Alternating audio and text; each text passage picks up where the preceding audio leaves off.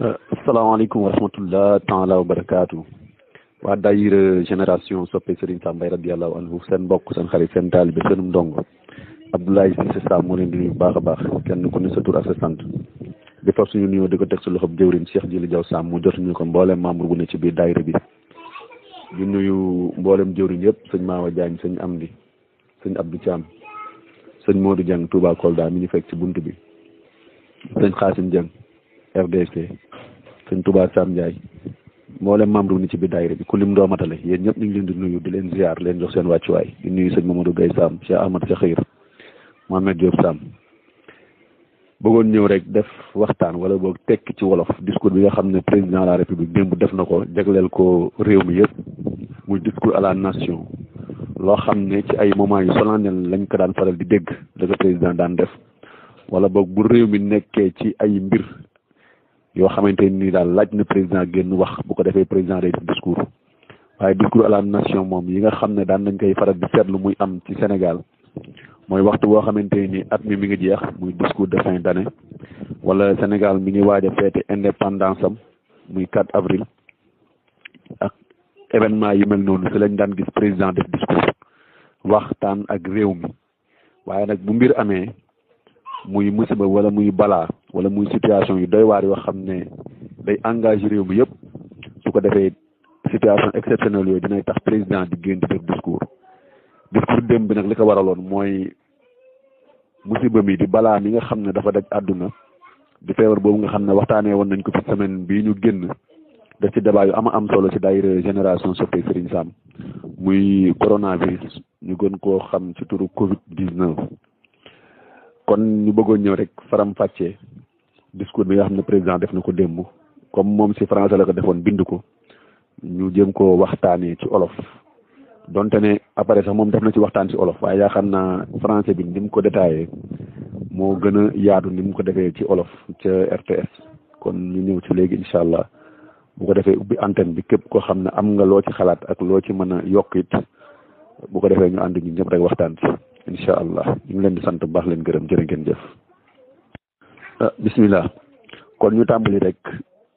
discours bi xam naa dañ koy lire ci français bu ko defee tekki ko ci olof président mi ngi ko tàmbalee ci mes chers compatriotes, la situation liée à l'évolution dans notre pays de la maladie à coronavirus Covid-19 m'amène à nouveau à m'adresser à vous. mu ne kon yéen ñi nga xam ne yéen laa bokkal réew mi situation bii nga xam ne ak évolution bi nga xam ne nekk dal na suñum réew te mu li ko waral di jàngoro ji yi nga xam ne moom la ñuy wax coronavirus ñu gën koo xam ci Covid 19 tax na ba tey ma war a ñëw waxtaan ak yéen waxtaan bu bees. Cette maladie apparue en décembre 2019 est devenue une pandémie, c'est-à-dire une épidémie à l'échelle mondiale. mu ne feebar bi nga xam ne mi ngi feeñ ci décembre 2019 dafa mujjee nekk loo xam ne dafa daj àdduna muy feebar boo xam ne day wàlle waaye bàyyiwul benn réew ci àdduna bi maanaam à l'échelle mondiale fépp ci àdduna bi rek daanaka feebar bi dugg na mu teg ci ne les chiffres parlent d'eux-mêmes mu ne nombre bi ak lim bi fi mu toll rek moom ci boppam ku ko gëstu xoolaat ko bu baax di nga xam ni mbir la moo xam ne réalité la waaw nombre bi nga xamante ni nii gis nañ ko ci li mu dal ak ni mu dajee àdduna loolu rek dafa doy sëkk maanaam indicateur loo xam ne koo xool di nga xam ne daal maanaam matale na mu teg ci ne à la date d'aujourd'hui bis ni ki tey le Covid-19 a envahi plus de 140 pays feebar bii di coronavirus dal na ci lu ëpp téeméeri réew ak ñeent fukk dont le Sénégal te Sénégal ci téeméer yi ak ñeent fukk yooyu ci la bokk. Président de la République teg ci ne le nombre de personnes infectées s'élève à plus de 340 000 mu ne li nga xamante ni tey ay nit lañ te feebar boobu dal leen buñ koy évaluer toll na ci 340 000 personnes xaw ma nu ma koy tekkee ci olof parce que 1000 yu nekk rek mooy junni 300 000 donc day nekk ñetti téeméeri junni yi nit ak ñeent fukk yoo xam ne ci monde bi feebar boobu dal na leen mu ne à ce jour le Covid-19 a tué plus de 15 000 personnes mu ne fii ñuy waxee ak yéen feebar bii di Covid 19 rey na lu toll ci fukki junniy nit ak juróom feebar bi rey na leen. loolu nag tax na ay famille entière nekk ci dëj waaye tamit nekk ci ak jaaxle gu mat sëkk. Ce moment est inédit dans l'histoire de l'humanité mu ne lii nag mbir la mu doy waar ci histoire àdduna ci boppam. Voilà que l'infiniment petit fait trembler le monde mu ne dangay xool ni li gën a ndaw ci àdduna tey li gën a ndaw bokk na ci li gën a ndaw muy feebar bi di virus boobu noonu te xam ne ñu ngi naan bët mënu koo gis mu ne kon lu ndaw loolu tey tax na monde bi yëpp jaxle nañ monde bi yëpp yëngu na de façon brutale yëngu-yëngu bu doy waar rapide waaye tamit bu gaaw massive waaye tamit daanaka dajale lépp nga xam ne feebar boobu li mu ko wax nee na ignorant les frontières feebar boobu xoolul ay frontières moom lijjantiwul frontière frappant sans distinction pays riche comme pays pauvre di dal ci kaw dëkk yi nga xam ne ñoo ëpp koom ci àdduna waaye tamit di dal ci kaw dëkk yi nga xam ne ñoo gën a néew doole ci àdduna xoolul nag statut social mu ne et sans égard pour le statut social des uns et des autres moom nag xoolul waaso xoolul xeet ñëpp lay dal gouvernant et gouverné njiit yu réew yi nga xam ne dañuy jiite waaye tamit ñi ñuy jiite am na ay premier ministre yoo xam ne dal na leen am na par exemple Canada seen premier ministre bi soxnaam actuellement dañ ko mettre en isolement boo demee réew yu bëree bëri tey seeni gouvernant ña jiite ci boppam am na ci Sénégal ñun am nañ suñu député boo xam ne def na vidéo muy Moustapha Guirassy feebar bi da koo dal actuellement député la nekkoon na fi ministre nekkoon na maire Kédougou mooy président directeur général bu IAM feebar bi dal na ko kon feebar bi xoolul ki am xoolul ku ñàkk kenn ci boppam rek mënoo taxaw tey nga ni man je suis à l'abri maanaam man mucc naa ci bii feebar amul. président wax ni kon depuis 3 mois une véritable guerre mondiale s'est déclenchée contre cet ennemi commun mu ne lu mat ñetti weer a ngi nii tey guerre mondiale dëgg moo am xool nan la ñuy def ba mën a xeex ak feebar bu ndaw bii maanaam virus bu ndaw bii nga xam ne tey moo lëmbee àdduna lu mat ñetti weer a ngi nii mboolem réewu àdduna yi ku nekk yaa ngi xool nan ngay def pour mën a daan ki nga xamante ne nii tey mooy sa adversaire di coronavirus. mu ne ce soir mes pensées vont d'abord aux malades du Covid-19 mu ne bis ni ki tey nag sama xel dem na ci bu baax ci ñëpp ñi nga xamante ne nii feebar bi dal na leen. je leur exprime toute mon affection et mes vœux de prompt rétablissement maa ngi leen di seedeel sama cofeel ci ñoom di leen ñaanal tamit suñ borom may leen ak tan. J'encourage le ministre de la Santé et de l'Action sociale et l'ensemble de ses équipes dans la tâche difficile qu'ils mènent de jour et de nuit mu ne nag maa ngi gën a encourager ki nga xam ne mooy ministre de la Santé et de l'Action sociale ministre bi yor wàllu wér-gu-yaram gi ak dimbalante ci biir réew mi ak mboolem ñi nga xam ne ñoom la àndal di liggéey ci xeex feebar bi ndax xam nañ ni li ñuy def kat lu yomb la amatuñu guddi amatuñu bëccëg kon nag maa ngi leen di renouveler encore une fois sama cofeel ak sama jàppale ci ñoom. Président Texine, un personnel médical et paramédical dévoué et au front d'une lutte sans merci contre le Covid-19 pour notre salut. mu ne ñi nga xam ne ni dañoo yor wàllu wér-gu-yaram ci réew mi muy médecins yi di fajkat yi waaye tamit personnel paramédical bi ñi nga xamante ni dañuy jàppale médecins yi muy assistant yi muy aide yi muy infirmier yi nga xam ne ñoom aussi ñi ngi ci xeex bi pour daan li nga xam ne mooy feebar bi pour ñun population bi ñu am jàmm président de la République nee na ñooñu kat mu ngi leen di firndeel encore une fois moom ak cofeelam. À tous ces braves hommes et femmes je renouvelle mes remerciements et mon soutien dans ce combat risqué contre un ennemi vicieux, mortel et invisible à l'œil nu. mu ne kon jàmbaar yi ñëpp muy góor muy jigéen nekk ci xeex bi guddeeg bëccëg maa ngi leen di sant di leen gërëm di leen wax ni leen kat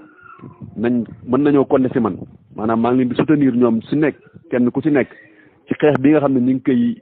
mëne guddi ak bëccëg ci maanaam adversaire boo xamante ne nii adversaire bu doy waar la adversaire la boo xam ne day raye, adversaire la it boo xam ne bët mënu koo gis,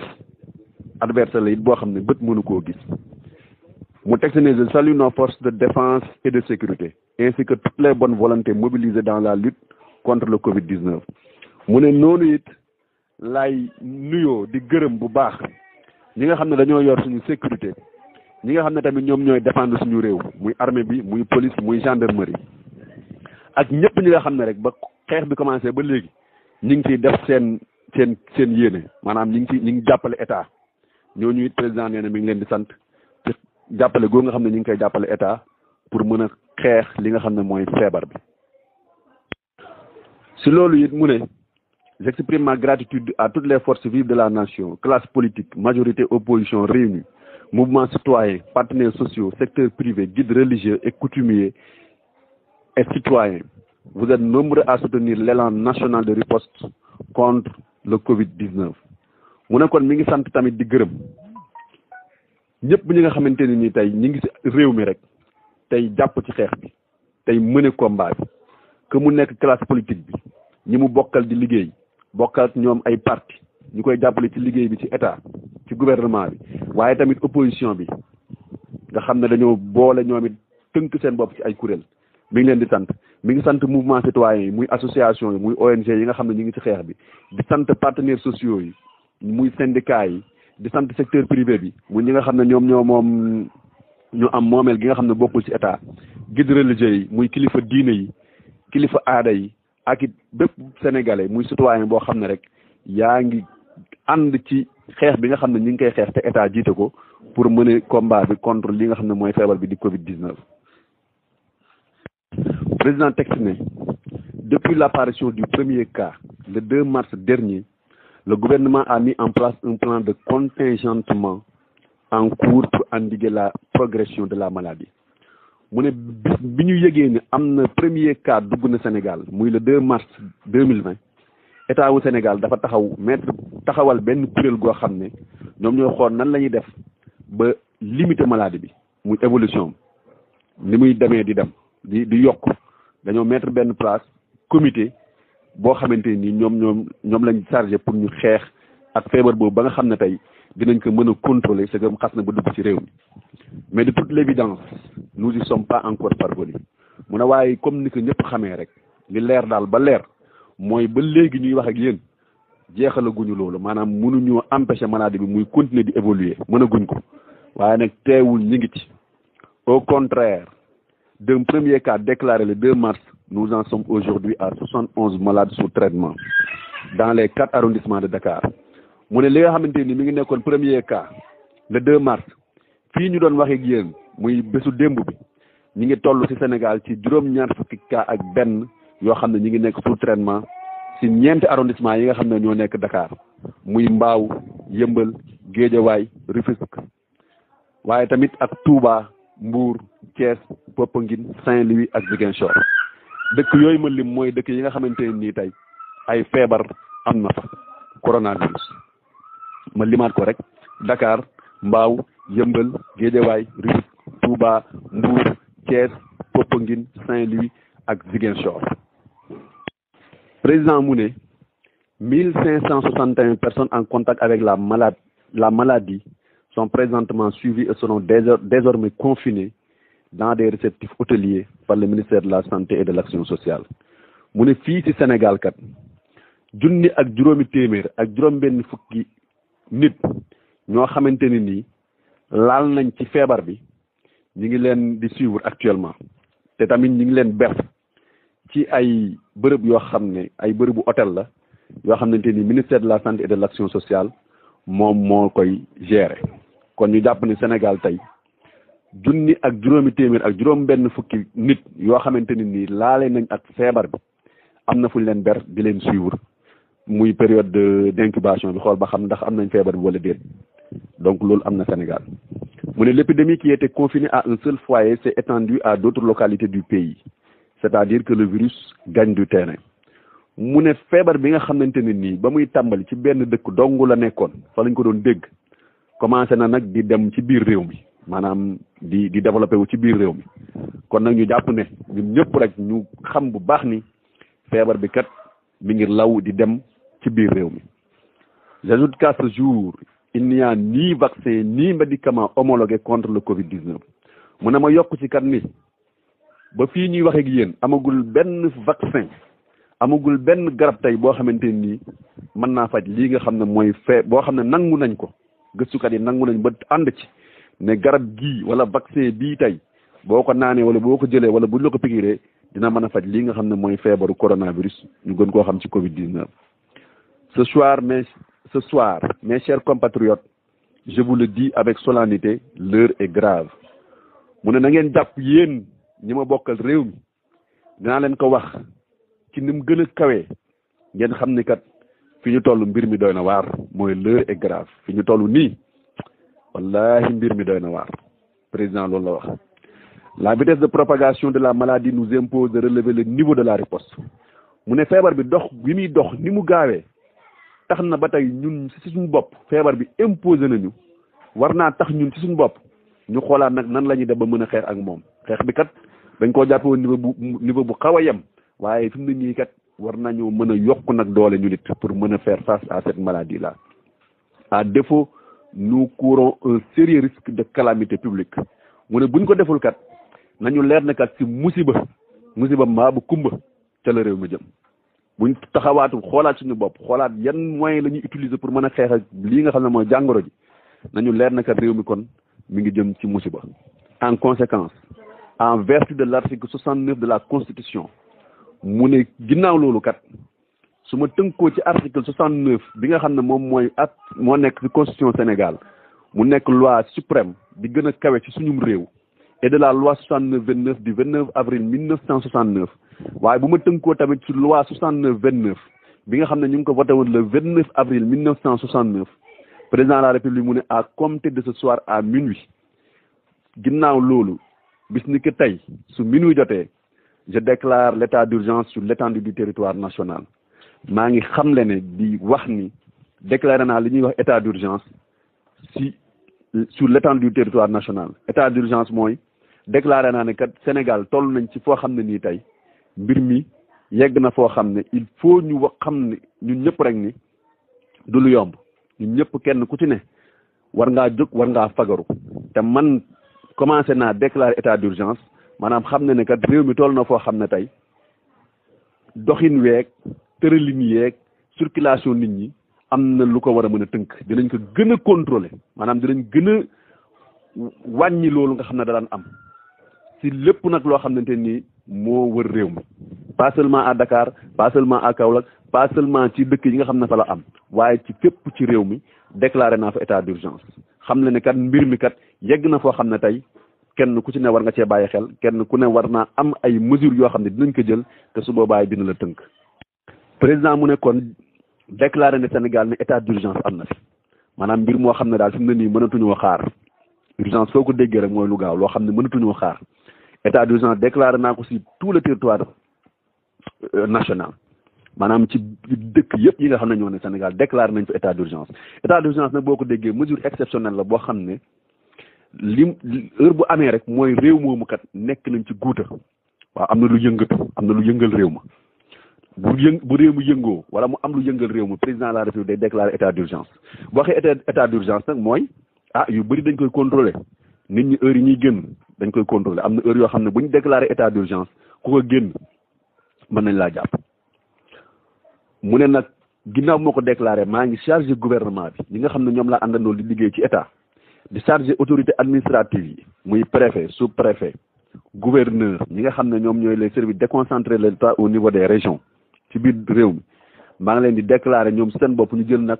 seeni matukaay toutes les dispositions nécessaires pour appliquer état d'urgence bi nga xam ne tey décrété naa ko xam ne ne Sénégal kat toll nañ foo xam ne nii tey mbir yu bari dinañ ko xoolaat ci suñu nekkin ci suñu doxalin ci suñu jëfin mu teg ci ne j'ordonne les forces de défense et de sécurité de se tenir prêtes en vue de l'exécution immédiate et stricte des mesures édictées sur l'étendue du territoire national mu ne maa ngi ñaax nag kon ñi nga xamante ne nii mooy armée ñi nga xamante ne nii mooy police ñi nga xamante ne nii mooy gendarmerie ñu tuddee leen les forces de défense et de sécurité ñu taxaw préparé wu te jëmmal lii nga xamante ne nii man président de la République maa ko déclaré tey nañ ko jëmmal parce que su boobaa ñoom ñoo yor doxalin wax ñoo yor contrôle yi moo tax booy xool démb ci minuit gars yi commencé nañ déjà di def ay ramasse di def ay ronde ci biir dëkk bi kon loolu mooy état d'urgence. Conformément à l'article 77 de la Constitution, je saisirai l'Assemblée nationale d'un projet de loi habilitant le président de la République à prendre, pour une durée de 3 mois, des mesures relevant du domaine de la loi afin de faire face aux impératifs d'ordre budgétaire, économique, social, sanitaire et sécuritaire de la lutte contre le Covid-19. mu ne damay sukkandiku ci article 77 bu Constitution bi dinaa laaj waa assemblée dinaa leen saisir dinaa leen jël ñoom waa assemblée nationale ci benn projet de loi dinaa leen ko bind jagleel ko assemblée nationale projet de loi boo xam ne dinañ nangul président de la république dinañ ko may moom président de la république lu toll ci ñetti weer lu toll fii ak ñetti weer ay mesures exceptionnelles yoo xam ne moom dina mën di ko jël sans pour autant mu jaar assemblée pour ñu valider ko parce que fi réew mi toll dafa laaj li mu doon wax fast track maanaam fi ne nii procédure yu bari bu ñu ko bëggee jaarale assemblée ñu voté budget bi jaarale waat ko def amendement loolu yëpp président neen day yéex li mu bëgg daal mooy ñu may ko fi ne nii moom mu am ndogal bu gisee mbir mu war a décider rek automatiquement même bu dee procédure yi normale yi dafa waroon jaar assemblée waa assemblée jéggal ko rek moom mu waxtaan ak comité ak ay ñi koy xelal bu ko defee ñu jël décision bi rawatina nag lépp loo xam ne dafa jëm fi mu toll nii ci wàllu décaissement loo xam ne génne xaalis lay doon lépp loo xam ne dafa jëm ci wàllu économie biir réew mi kon tey président décidé na ne dina am montant yu bëri yoo xam ne dina ko génnee pour jàppale ci nit ñi xam nga yooyu daa war a jaar assemblée ba député yi ànd ci voté ko amandé ko voté ñu doog ko exécuté mais président nee na loolu yëpp day yàgg kon dina bind benn projet de loi wax assemblée ne leen fii ma toll kat maa ngi leen di ñaan rek ngeen may ma yenn décisions yi ma mën di ko jël sans pour autant may jaar si yéen may laaj seen xalaat rawatina nag lépp loo xam ne dafa jëm ci wàllu xeex li nga xam ne mooy feebar bii di Covid-19 président nee na dina bind projet de loi boobu jébal ko assemblée nationale pour ñu nangul ko loolu nga xam ne moom lay ñaan. mu ne lii nga xam ne nag moom laa déclaré muy état d'urgence day tax autorité administrative compétente yi ñi nga xamante ni ñoom lañ dénk mbir moomu ñu war kaa doxal ñu mën a def lenn. Réglementer ou d'interdire la circulation des personnes, des véhicules ou des biens dans certains lieux et à certaines heures. mu ne bu ñu ko déclaré que dina waral tey autorité administrative yi muy gouverneur muy préfet muy commissaire muy sous-préfet ñu am sañ-sañ ak kattanu di doxal wala di aaye di tere nit ñi nga xam ne ñoom ñooy dox maanaam la circulation des personnes doxinu nit ñi seen wàllu doxin ni ñuy doxee ni ñuy demee seen dem ak seen dikk waaye tamit ñu contrôler dem ak dikk lépp loo xam ne oto la waaye tamit lépp loo xam ne nii bien la wala service maanaam marchandise yeeg yi ci aajo ci yenn bërëb yi ak yenn waxtu yi ñaareel bi mooy d'interdire à titre général ou particulier mu ne dina leen permettre aussi ñu tere ci lu matali lépp wala ñi nga xam ne ni ay benn lañ maanaam li nga xam ne ay administration la muy ministre bu war a déplacé wu tey wala gouverneur bu war a déplacé wu wala député bu war a déplacé wu nga xam ne dañ daan def ay cortège mu ne jox na autorités yi ñu aaye lépp loo xam ne cortège la lépp loo xam ne défilé la maanaam comme tey ngénte am wala ceet am ñu dajale ay jakarta ñuy pin oto yi toppalante loolu it président nee na tere na ko lépp loo xam ne it am ndajee la si voie manifestation sur la voie publique lépp loo xam ne day dajale ay nit wala mu nekk ay kuréel yoo xam ne dañuy dajaloo ci li nga xam ne moom la ñuy wax voie publique muy ci yoon yeeg mbedd yi mu ne d'ordonner la fermeture provisoire des lieux publics et lieux de réunion mu ne maa ngi leen di sant it ñu tëj lépp à titre provisoire ñu tëjandee gum lépp loo xamante ni kat bërëb boo xam ne ni ay nit mën nañ faa daje bépp bërëb boo xam ne ay nit mën nañ faa daje maa ngi leen di ordonner maa ngi leen di jox ndigal ne leen nañ ko tëjandee gum ak bépp foo xamante ni nit ñi dañ fay daje ngir waxtaan mu xam ne mbooloo dina fa daje maa ngi leen di jox ndigal nañ ko tëj. d'interdire à titre général ou particulier di ñu tere ba tey muñ ci fépp wala ci ay nit les réunions publiques lépp loo xam ne ay ndaje la yoo xam ne day dajale ay nit muy public muy privé de quelque nature qu'elle soit susceptible de provoquer ou d'entretenir les désordres maanaam parfois ay yi nga xam ne syndicats yi dañ koy def ne dañuy def seen marche wala dañuy def seen grève wala dañuy def seen sitting yooyu yëpp président de la République nee na mi ngi wax autorité administrative yi compétentes yi nañ ko tere ci biir réewum Sénégal ci jamono yi ñu toll. mu ne loolu yëpp nag biñ ko defee it teewul am na li ñuy wax couvre-feu maanaam couvre-feu foo ko déggee mooy ramasse rek ramasse à partir de minuit muy police muy gendarmerie am nañ autorisation wër ci biir dëkk bi kuñ dajal tey lu ko commencé 20h ba 6h du matin képp kuñ dajal am nañ droit tey jàpp la téye loolu mooy couvre-feu li ko tàmbali 8h ci guddi ba 6h du matin képp koo xamante ni yaa ngi dox ci dëkk bi tey boo dajee force de l'ordre yi force de défense et de sécurité président jox na leen ndigalu ñu téye la waaw ñu téye la wala ñu jàpp la yóbbu la sa kër ñoom ñooy xool ñooy apprécier. Une limitation et besoin une interdiction sera imposée au transport de voyageurs de région en région mu ne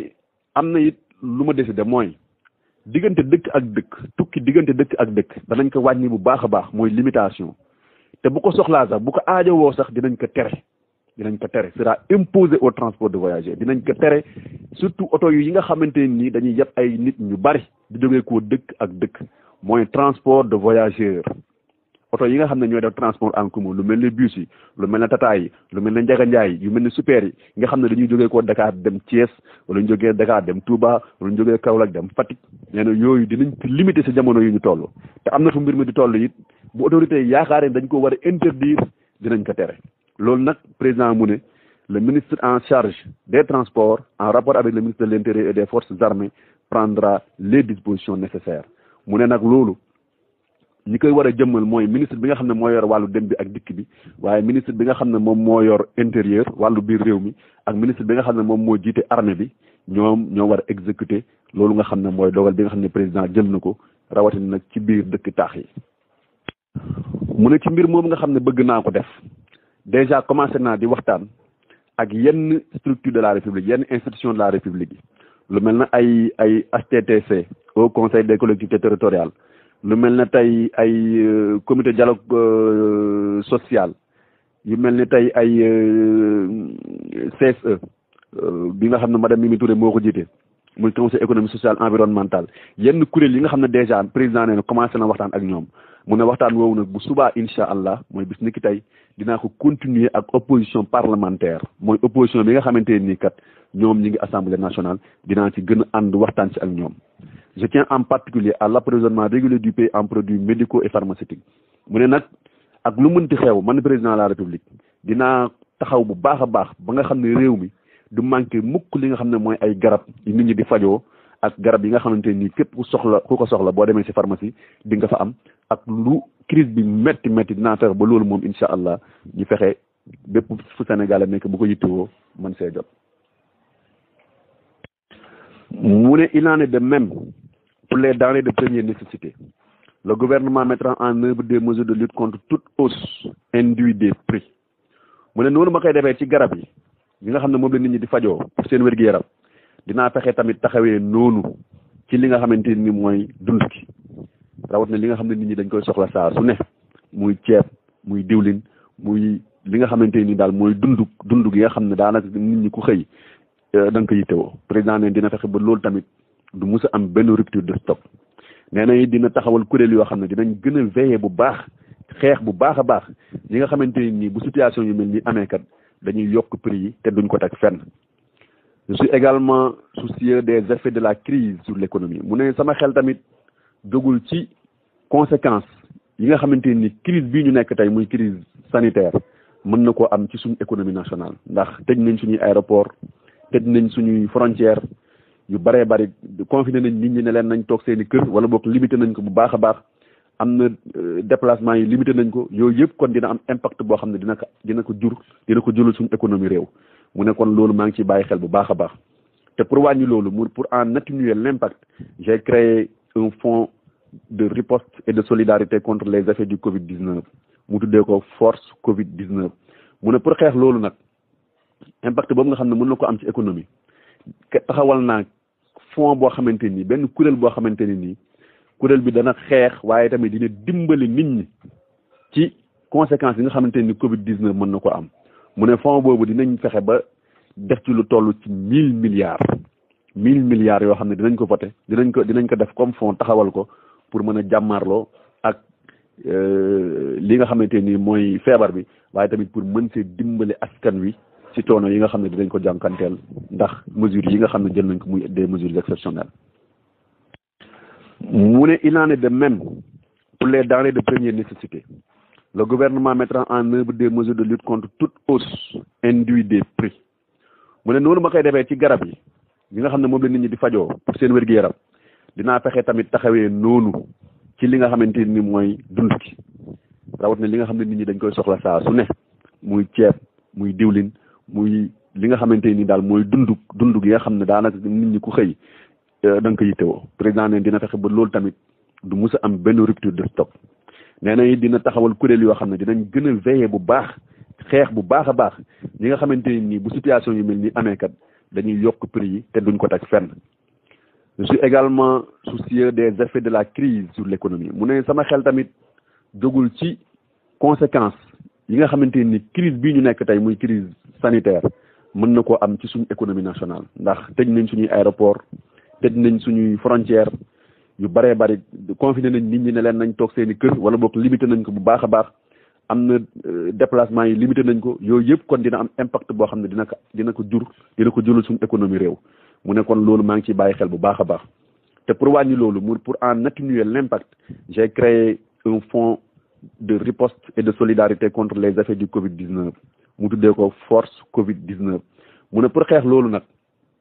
impact boobu nga xam ne mën na ko am ci économie taxawal naa fonds boo xamante ni benn kuréel boo xamante ne nii kuréel bi dana xeex waaye tamit dina dimbali nit ñi ci conséquences yi nga xamante ni Covid-19 mën na ko am mu ne fonds boobu dinañ fexe ba def ci lu toll ci 1000 milliards yoo xam ne dinañ ko voté dinañ ko def comme fonds taxawal ko pour mën a jàmmarloo ak li nga xamante ni mooy feebar bi waaye tamit pour mën see dimbali askan wi ci coono yi nga xam ne dinañ ko jànkanteel ndax mesures yi nga xam ne jël nañ ko muy des mesures exceptionnelles. Président mu ne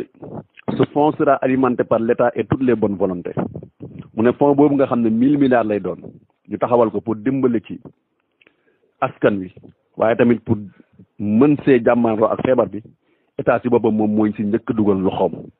waaw ci keesu état lay jógee ak bépp nit boo xamante ni am nga yéene jàppale état ci xeex bi mooy les bonnes volontés képp koo xam ne rek am nga yéene jàppale état ci xeex bi loo ci dugal dinañ fexe mu dem ci fonds boobu noonu pour ñu mën a dajale xaalis boobu. Je lance un appel à tous, au secteur privé et aux partenaires bilatéraux et multilatéraux afin qu'ils apportent leur soutien aux forces Covid-19 mu ne maa ngi ñaan nag ñëpp ñi nga xam ne ñu ngi ci réew mi muy ñu nekk ci privé yor seen liggéeyu bopp waaye tamit muy partenaires yi nga xam ne ñoom la ñuy liggéeyal muy suñuy xaritu réew mi muy les partenaires bilatéraux ñi nga xamante ne ni dañoo am ay relations particulières ak Sénégal waaye nag amit des partenaires multilatéraux ñi nga xamante ne ni seen relation yemul rek ci Sénégal waaye dañ ko am ak yeneen i réew ñoom ñëpp ñu ngi leen di woo di leen ñaan lépp luñ mën pour jàppale ba fonds boobu di 1000 milliards ñu mën koo dajale président nee na mi ngi leen siy woo ñu jàppale ko ci. Les ressources du fonds serviront entre autres à soutenir les entreprises mu ne fonds yooyu di 1000 milliards buñ ko dajalee nag xam nañ ne crise bi dina jàpp bu baax a baax entreprise yi les ménages et la diaspora mu ne xam nañ ne it dina jàpp bu baax a baax kër yi waaye tamit dina jàpp bu baax a baax li nga xamante ni moom mooy diaspora bi di li nga xamante ni mooy bitim réew suñu mbokk yi nekk bitim réew président nee na fonds bi bu paree it dina xool nan lay def ba mën leen see jàppale. président mu ne une enveloppe de 50 milliards sera consacrée à l'achat de vivres pour l'aide alimentaire d'urgence. Des mesures fiscales générales et spécifiques seront également prises en soutien aux entreprises. mu ne si fonds boobu kat dinañ ci jël 50 milliards yoo xamante ne nii tey dañ koy jagleel jënd ak dund pour mën a dimbali nit ñi si seenu dund maanaam dund lañ koy jëndee bu ko defee mën see jàppale néew gu doole yi mën see jàppale borom kër yi ñu tuddee ko aide alimentaire d'urgence muy ndimbal goo xam ne ndimbal gu gaaw lay doon te mu jëm ci borom kër yi ak néew gu doole yi. Des mesures fiscales générales et spécifiques seront également prises en soutien aux entreprises mu ne par rapport ak entreprises yi sociétés yi am Sénégal nga xam ne mbir mi dana leen jàpp dinañ xool si wàllu fiscalité maanaam li nga xam ne dañ koy fay si droit di ko fay état nan la ñuy def ba jéem leen koo wàññil ba gën leen koo yombalal ba gën leen koo oyofalal daal. Au titre des mesures générales il sera accordé une remise partielle de la dette fiscale constatée au 31 décembre 2019 dû par les entreprises et les particuliers pour un montant global de 200 milliards mu ne si lu jëm ci wàllu woowu dinañ xool nan la ñuy def ba wàññi bu baax a baax bor bi nga xamante ni entreprise yi nekk biir Sénégal dañ ko ameel état muy bor yoo xam ne état lañ ko war a fay ci fiscalité mu ne dinañ ko wàññi bu baax a baax par rapport ak bor bi ni mu toll dinañ ci wàññi lu toll ci 200 milliards teggal ko entreprise yi état neen dina leen ko baal. S'agissant des mesures spécifiques, elles bénéficieront aux secteurs les plus affectés par la crise du Covid-19, en particulier l'hôtellerie, la restauration, le transport et la culture. mu ne nag loolu mooy mesure générale yi mesure spécifique yi nag ñi nga xam ne nii moom danañ leen nommé cité leen nga xam ne dinañ leen jàppale bu baax a baax ndax xam nañ ne feebar bi ñoom lay gën a laal bokk na ci ñi nga xam ne dañoo yor ay hôtel ñi nga xam ne dañoo yor ay hôtel parce que hôtel yi benn activité amatul benn réunion amatul benn atelier amatul waaw benn touriste ñëwatul kenn duggatul kenn génnatul kon hôtel yi su boobaa ñoom dana leen jàpp bu baax kenn ku ne yaa ngi toog sa kër mu ne waaye tamit restaurant yi ndax bëri na restaurant yoo xam ne it bu réew mi dëkk bi di dox réew mi di dox ni ñuy dem ak a dikk amaana seen liggéey si lay gën a dox bu lépp taxawee nag dana wàññeeku waaye tamit nee na dina jàppale secteur transport bi dina jàppale it ñi nga xam ne ñoo yor aada ak cosaan muy wàllu culture. Ces mesures seront également étendues à la presse compte tenu des changements induits dans ces grilles de programme et du rôle des services publics qu'elles jouent dans le contexte de la crise. mu ne lii tamit duñ ko yemale rek ci hôtel yi duñ ko yemale rek ci transport bi duñ ko yemale rek ci restaurant yi waaye ñi nga xam ne ñu war ay média nga xam ne daanaka fi mu nekk nii lépp luñ doon def ñoom it dañ ko arrêté taxawal ko jublu ci xeex jàngoro ji di ci def ay émission nga xam ne seen yëpp daanaka dafa taxaw ñoom it dinañ xool nan la ñuy def ba mën leen a jàppale ci seen wàllu liggéey ndax amatul daanaka publicité yu bëree bëri amatul donc kon président de la République neen dina xool nan lay def ba jàppale li nga xamante ni mooy organe de presse yi. Les ministres en charge des finances et de l'économie prendront les ministres en charge des finances et de l'économie prendront les dispositions nécessaires à l'application de ces mesures mu ne ministre bi nga xam ne moom lañ dénk wàllu koomu réew mi ak li nga xam ne mooy kopparu réew mi dinañ xool nan la ñuy def ñoom seen bopp organiser wu ba mesures yi nga xam ne président de la République jël na ko su ko defee ñoom ñu xool nan la ñuy def ba jëm koo appliquer. Président mu ne mes chers compatriotes, l'état d'urgence que je déclare aujourd'hui n'est pas une fin en soi. Il ne s'agit pas également d'arrêter l'activité économique. mu ne yéen samay mbokk li nga xam ne déclaré naa ko tey muy état d'urgence ne nañ wàññi lu bëree bëri si suñu nekkin suñu doxalin suñu tëralin nekkul loo xam ne nii kat dama koo def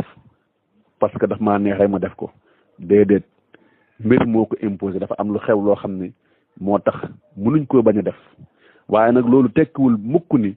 dañuy taxawal suñu activité yëpp maanaam dara du dox déedéet ba léegi économie bi dina continuer di dox waaye nag nam daan doxee amaana loolu la ñuy xaw a wàññi tuuti cadence bi waaye nag nekkul loo xam ne tey dañ naan bu ñu ko defee rek dañuy arrêté lépp luy activité déedéet activités yi mën naa wéy di continuer di am waaye nag dañ koy contrôler dañ koy encadrer.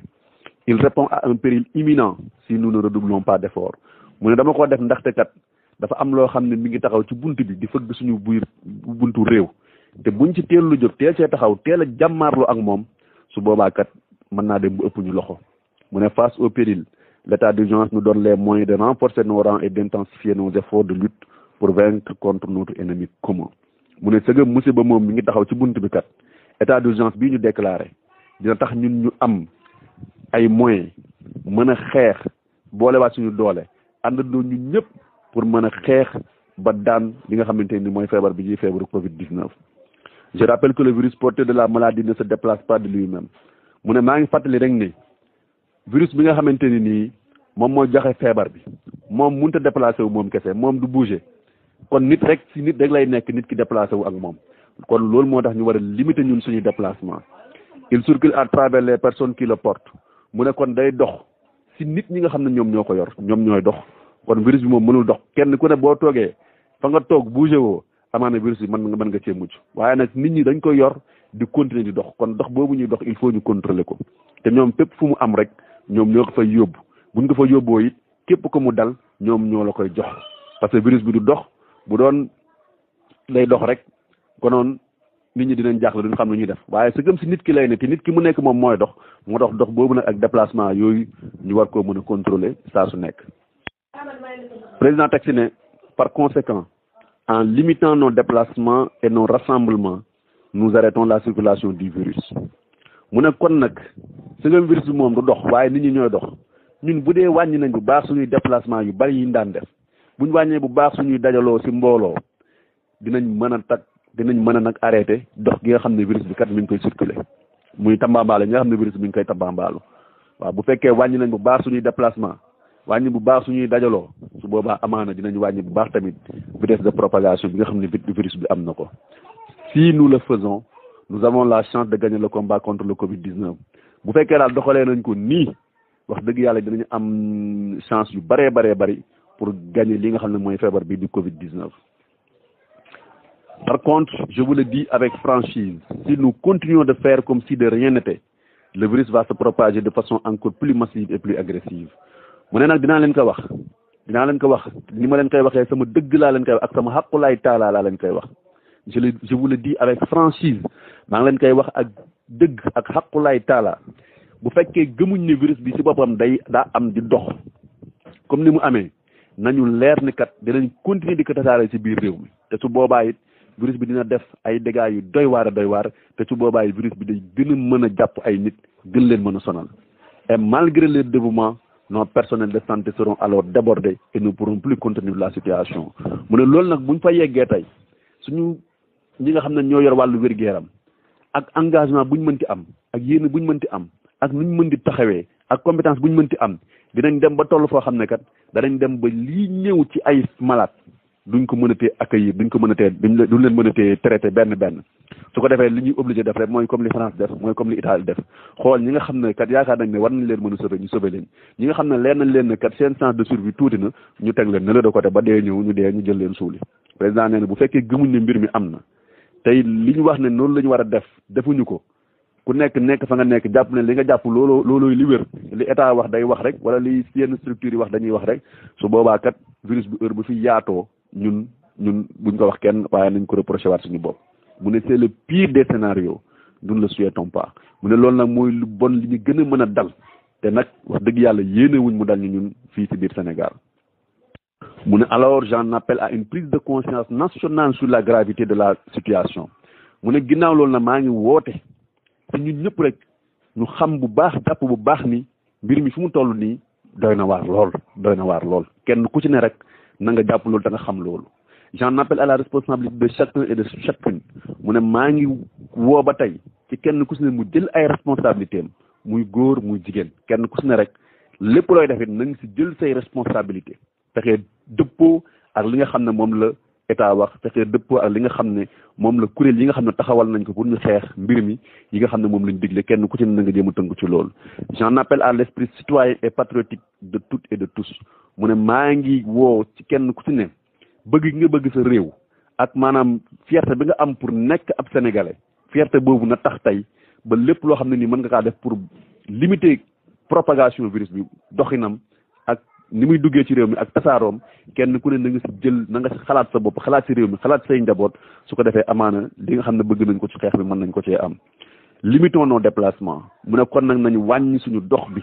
suñuy déplacement nañ ko wàññi bu baax évitons les rassemblements de quelque nature qu'il soit nañ leen wàññi bu baax tamit dajaloo bi ak façon dajaloo bu mu mënti doon il y va de notre propre santé et de notre propre vie mu ne loolu kat c'est la suñu jàmm yaram nekk su la suñu wér-gu-yaram nekk waaye tamit fi mu nekk nii mën nañ ne c'est la suñu dund nekk il y va de la santé suñu wér-gu-yaram ci la nekk et de la vie de nos familles suñu wér-gu-yaramu njaboot tamit ci la nekk waaye tamit wér-gu-yaramu communauté bi yëpp ci la nekk mobilisons-nous chers compatriotes kon nag nañ leen àndandoo ñun ñëpp jàppandoo yéen ñi nga xam ne yéen laa bokkal réew mi ne laissons au virus ni la vie lii nga xam ne mooy feebar buñ ko may mu dund buñ ko may moom ci boppam mu dund nii nos vies waaye tamit buñ ko bàyyee suñu dund buñ ko may mu dund buñ ko bàyyee suñu dund il y va de notre salut jàmm kat foofu la nekk il y va également du salut de la nation jàmm réew mi it foofu la nekk bonsoir maa ngi leen di nuyu yéen ñëpp jërëjëf loolu mooy discours bi nga xam ne président de la République def na ko décision yooyu tamit mooy yi nga xam ne jël na ko ku ci am ay commentaire rek loo ci bëgg a yokk incha allah mën ngaa ñëw jërë ngeen jëf